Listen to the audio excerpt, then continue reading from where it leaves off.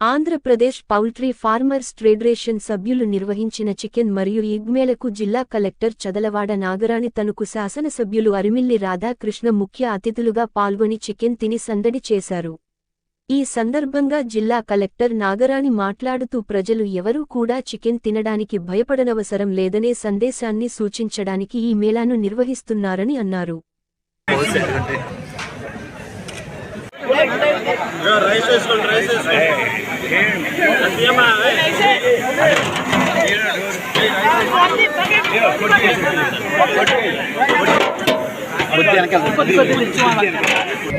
Andhra Pradesh poultry farmers federation వారు నిర్వహిస్తున్న ఈ చికెన్ అండ్ ఎగ్ మేళా ముఖ్యోద్దేశం ప్రజలు ఎవరు కూడా చికెన్ ఎగ్ తినడానికి భయపడిన అవసరం లేదు అనే ఒక సందేశాన్ని ప్రజల్లోకి తీసుకెళ్ళడానికి మన రాష్ట్రంలోనే మన పౌల్ట్రీ ఫార్మ్స్ ఇక్కడ అత్యధికంగా గుడ్ ఎగ్స్ కానీ బ్రాయిలర్స్ కానీ ఎగుమతి కానీ ఇక్కడ కన్సంప్షన్ కానీ చాలా హైయెస్ట్ నెంబర్స్ ఉన్నాయండి మన ఆంధ్రప్రదేశ్. ఎగ్ ప్రొడక్షన్లో అయితే మన జిల్లా 4వ స్థానంలో ఉంది మన రాష్ట్ర స్థాయిలోనే. ఇంచుమించు 1.5 1.5 crore లేయర్ బర్డ్స్ ఉన్నాయి. 35 lakhs బ్రాయిలర్ బర్డ్స్ ఇక్కడ ఉభయ గోదావరి జిల్లాల పౌల్ట్రీ ఫార్మ్స్లో ఉన్నాయి.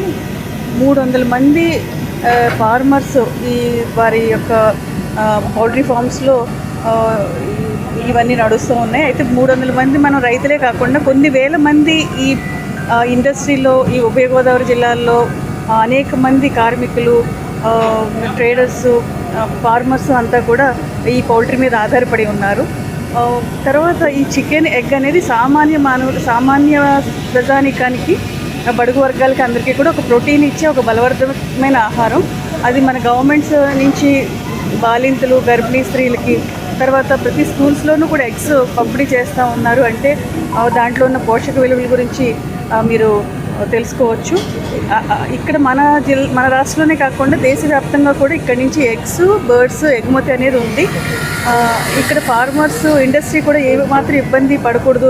ఆల్రెడీ బర్డ్ ఫ్లూ అని చెప్పి ఇన్ఫెక్షన్ వచ్చిందని చెప్పేసి మనం నిర్ణీత సమయం అంతా కూడా ఈ ఎగ్స్, చికెన్ కూడా 10 kilometer పరిధిలో ఉన్న విలేజెస్ అంతా కూడా క్లోజ్ చేసాము. ఇప్పుడు ఓపెన్ చేసాము. ఇప్పుడు నిర్భయంతరంగా ప్రతి ఒక్కరూ కూడా చికెన్, ఎగ్ మన యొక్క ప్రాపర్గా కుక్ చేసి, బాయిల్ చేసి ఆరోగ్యవంతమైన ప్రజలు ప్రతి ఒక్కరూ కూడా ఇది కన్జ్యూమ్ చేయొచ్చు అనే ఒక మెసేజ్ అందరికీ తెలియచేయడానికి ఇక్కడికి రావడం జరిగింది. మీ అందరికీ కూడా ధన్యవాదాలు.